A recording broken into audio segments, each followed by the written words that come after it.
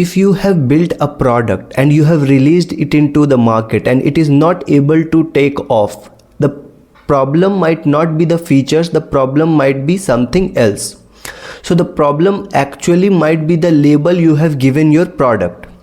So the category you have boxed your product in plays a major role in deciding whether your product take off or not. I have seen this happen again and again with multiple founders. So in this video I want to talk about how boxing your product into the right category is very important. So before diving straight to the point, I want to tell you about a story, that an incident that happened with me a few days ago. So on that day I woke up, I was feeling sad because I had not written anything for the last 2 weeks. Around a month ago, I had promised myself that I will write every day in the morning when I woke up. So on that day when I woke up, I realized I have not written for 2 weeks. I had made a habit that I will write at least for in the morning and at least 1,000 words. Since I was not completing my goal, the purpose of mine in the morning, which was around writing 1,000 words, so it was kind of irritating me. So it was not like I had not attempted writing anything in the morning since the last 2 weeks. Actually, a few days ago I also wake up, and on that day also I was frustrated. It was because obviously I have not written anything. So on that day when I woke up, I sat on this chair and I started writing something. So while writing something, all the thoughts that were coming to my mind, it was something I wrote down, and since I have to write 1,000 words, I got stuck at one point. And at that instant when I got stuck, I started researching about that topic which I was writing. So I thought that this research will take couple of minutes. I will listen to songs, my mood will get fresh, and then I will come back at writing this thing which I was writing. But when I started researching, I had wasted so much time. I invested so much time, like 5-6 hours in the research phase only. Like, it was not like I was researching properly. I was just taking the point on which I was researching about and going on various sites and reading about that topic at hand. And also while doing so, I thought, let's take 5-6 minutes 10 minutes break and start listening to some music. Then I got lost in that space.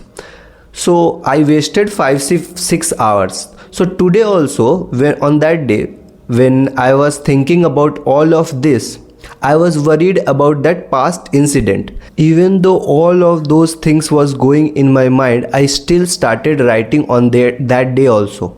So I sat on this chair, opened the laptop and started writing.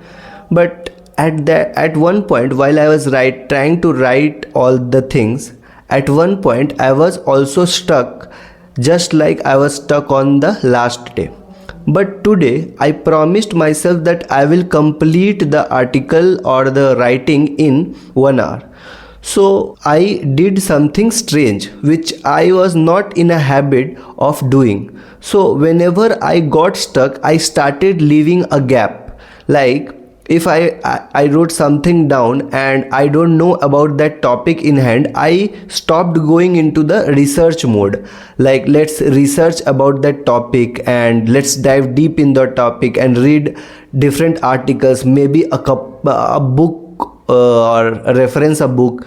So I stopped doing that and started leaving a gap. So while I started leaving the gap, I was able to move from one topic to another quickly. So this is how I was writing. So by the time around 20 minutes passed, I had completed the first draft. So after completing the first draft, I was actually very excited, but there was some gap in the writing. So I was not worried about that, because I knew that I will now, since I have completed this entire article, I will now go into the research mode and I'll complete this entire thing, and all the gaps will be filled. So that gaps in my writing helped me to complete the article very fast. Now let's dive straight to the business, or the key thing or the key mistake the founders make when dealing with the SaaS. So before I dive deep into that mistake, I want to tell you that I have made some notes here, and I will be referring to that notes while I continue this video. So it was not the lack of ideas that was stopping me.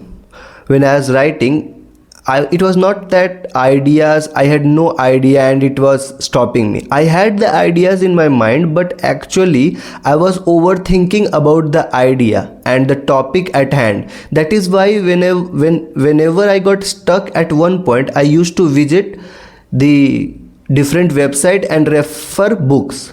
So I was overthinking about the topic at hand.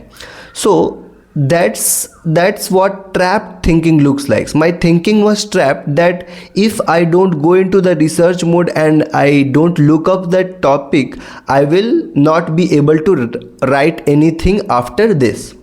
So when I sit down to write, the pressure to write something perfect feels like it's holding me back. So I used to think that my writing was not perfect and it didn't count. That's why whenever I used to get stuck, I would go into the research mode. So this mindset kept me stuck for so long. I was not able to write anything because of this mindset, and I wasted a lot of my time in the research mode. So founders also do the same thing with their product. When they are about to start building the product, they decide things too early, like who this product is going to be for, what it does, and how should it be sold. Once those choices are made in the initial days, their product is trapped in a single context. It's quite similar to my situation, where I was waiting for the perfect sentence. The founders wait till the product fit a predefined box. Otherwise, they never start building the product in the first place. They want everything to be perfect at the start, and they want to know all the answers to their product. Then only they want to proceed to building their product. But this is what a trapped mindset looks like. Suppose I build a tool where users can create short form videos of themselves. Since I was a corporate employee, I think that the video tool can be used as a stand-up for a remote team. Now this kind of thinking is coming from my brain. I am assuming that the product is only valuable when it will act as a stand-up tool for the remote teams. Now, just by deciding this, you know how many restrictions I have put onto the product. I have put a lot of restriction on the product just by deciding this, that I will be going with this kind of positioning. Now the product is automatically made for team managers for daily stand-up update, and it need to be sold through all this B2B SaaS mechanism and processes. Here I want to focus about which kind of product my products will be competing against.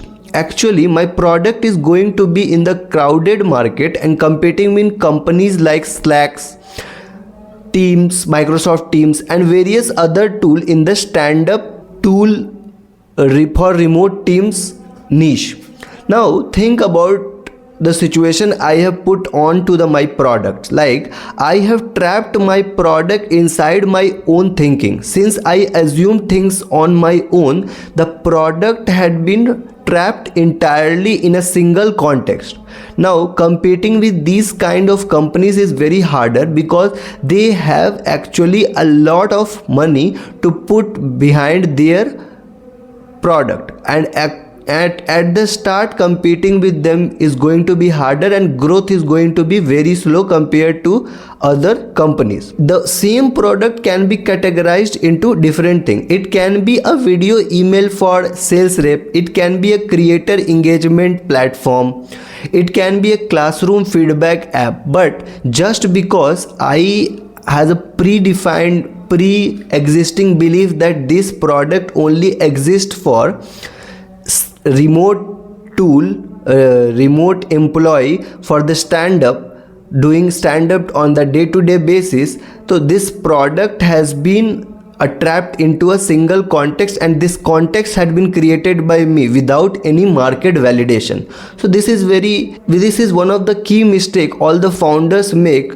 and they assume that there is only one market for their product and that market is predefined, but actually it is not. You can definitely change the market if your product is not growing, and at the start one thing you can do for your product is not decide too hard which kind of market this product is going after, and let the market tell you that what kind of people are getting attracted to the product, and based on that you decide the positioning of the product. So that's it for this video.